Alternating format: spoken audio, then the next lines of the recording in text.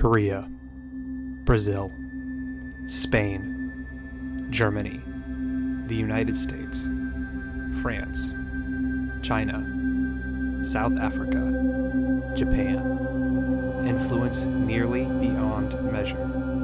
For every playable champion, you could find a country with an army of players currently on the Rift. You've likely met someone that's played, even without knowing. It's addictive, compelling, aggressively enrapturing in an abusive way. It can take months to learn, and even longer to master, this accessible yet elusive behemoth. The current average for hours played a day by professional players is around 18. 126 per week. 150,000 breaths against a war monitor. And many hobbyists mimic this practice, despite the game being openly balanced around professional play. The culture around League of Legends is astounding.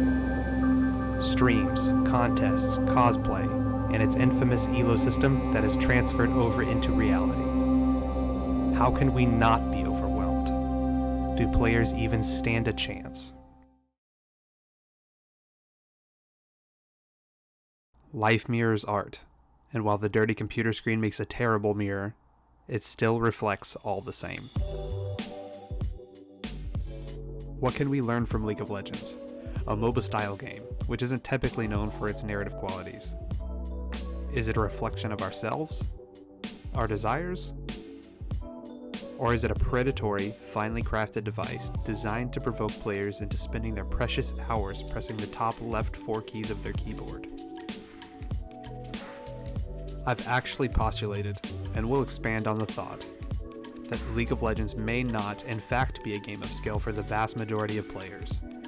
It is, in fact, the same as a slot machine. All of this may sound like an exaggeration, but with something as large as League, these facets will all reside within the game and the game's community. If we try, it may be possible to separate all this into 2 categories, each to tackle individually: the philosophical human component and the psychology. I have a personal history with the game. Undeniably, it's the main reason I'd like to do this entity study. I'd like to learn why the game impacted me in such a way, and why it continues to impact others. Psychologically, League of Legends is very similar to a game of baseball or football, or most sports for that matter. There is, of course, a team. You have plenty of downtime, which I'd like to get into.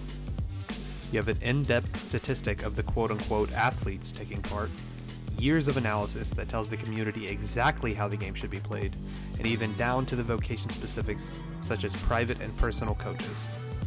It shares, as well, the phenomenon known as tilt. From poker, tilt is used in situations where someone starts to play below their skill level due to a variety of factors, like losing a game, making a mistake, or even being caught off guard. Psychological warfare plays a massive part in the player versus player games, and is a large contributor to the addiction of these style of games, which we will get into. But first, let's talk about what you're actually doing when you play a game of League. The average game for the lowest ranked players, now known as Iron Rank players, is approximately 32 minutes at the time of this upload, but it only goes down as you climb higher in ranks. The highest rated players, or challenger players, play for about 26 minutes per game on average. 2 games in an hour is not typically unreasonable. When it comes to instance-based games, or match-based games, this runs on the longer side, but oftentimes you should be seeing the end of game statistics before your lasagna is done cooking. Many find it easy to fit a couple of games into their daily schedule, but gamers like to game, so why is League that's filled with so much downtime so appealing? When you kill another player in game, many things are happening at once. The duel increases your heart rate, the buildup of practice, research, and hundreds of hours of similar situations run through your head as you dodge your enemy's abilities before committing to the finishing blow. An intense surge of dopamine floods the pleasure center of your brain, and subconsciously, you start to attribute League with success. You've won. I mean, not really, but to the chemicals in your brain, you're the victor. A single game can be filled with dozens and dozens of these blood pressure spiking moments. But by the time the victory screen appears, the player's already mentally moved on to the next game, chasing the high. Game after game, seeking dopamine, or chasing a win if they happen to be tilted. None of this is to even speak on the massive, infamous toxicity.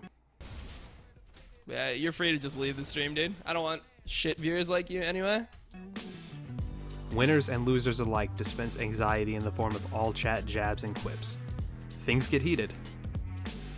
Unlike evenly curated forms of entertainment, such as TV and sports that take place offline, online games can feel like the Wild West. Alone, even when on a team.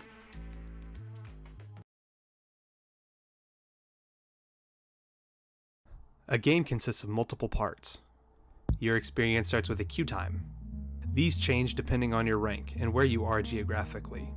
By the time you're in a game, 5 to 10 minutes usually have passed on average. 5 seconds to leave base, nearly 2 minutes for the creatures you kill to make money to appear, and you've put in a decent chunk of this video before you even see the enemy. Playing is akin to warfare, in that you take what you know from your history in these familiar surroundings to bait and outsmart your enemy. Your team hates you if they see you as a failure. The enemy is usually doing their best not only to outwit you, but using the chat system to affect your psychology. This is actually a large part of the game experience. But what are the benefits? It's true, we do grow from competition. In my time with League of Legends, I grew as a person, albeit into a fairly unfamiliar one. Shades of aggression can become an enlightened sense of self-worth that you've had to practice defending against countless strangers through a keyboard. Online games are the perfect way to get harmless practice as a leader.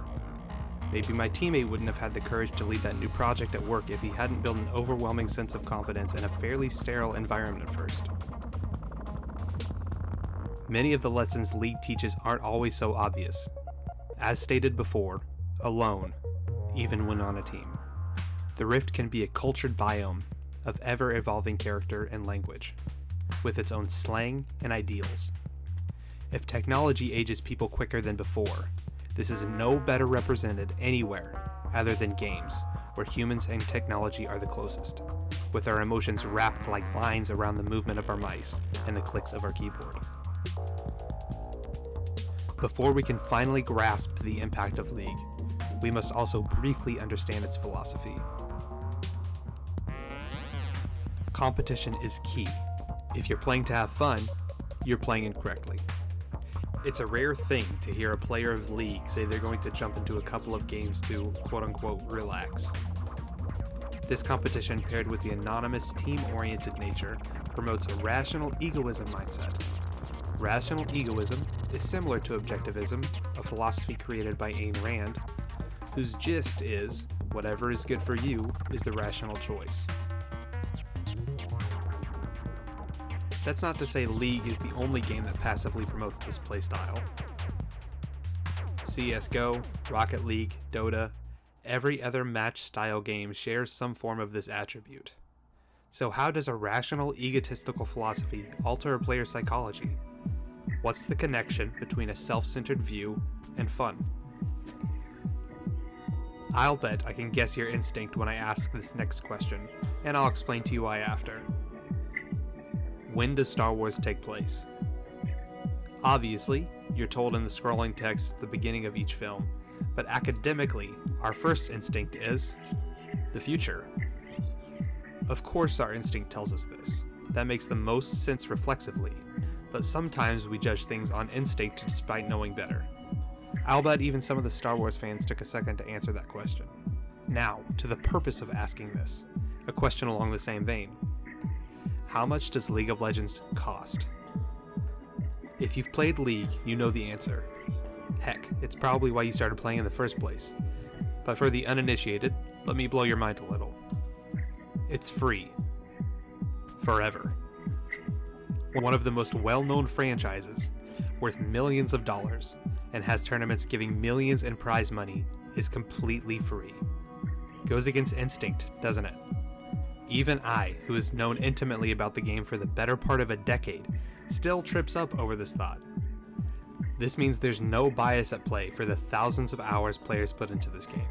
No sunken cost fallacy, which is the logical fallacy that encourages those that spend money on entertainment to continue giving their time for fear of not getting their money's worth. For almost 10 years, the game has thrived off one principle discovered by B.F. Skinner in the mid-90s, that humans react predictively to certain stimuli. The general rule for winning at League of Legends separates the outcome into the games by 3 categories, split into even thirds. 1/3 of the games you will play, you will always win. Another third, you will always lose. And the final third are dependent on you. If you see the lopsided outcomes that rest outside of the player's control, you're perceptive to the trick. Gambling, the failsafe to consumer addiction. Regardless of how keen you are to the machinations while looking from the outside, gambling appeals to our most base feelings while it's working its magic on us. Reading all the guides ever written will not help you win every game. It's impossible. It's why players like Dopa, considered one of the best in the world, still has to pay others to research the game for him to this day. League of Legends is an ever-altering draw of real, base human interaction, dispensing excitement, chance, and personality-altering chemicals in rapid, ramping doses. To be frank, no one will really know how the League movement has impacted us. You'd see the blatant variety of conversations being had if you went back between r Stop Gaming and the r Summoner School subreddits. There are naysayers that doomsay the fall of League of Legends, but Riot Games currently has no end in sight, with the recent announcement of several new projects, such as their first-person shooter and their fighting game, Project L, which I'm personally excited for. Careers built on it, hours lost to it. The game has ascended to something that can only be marveled at.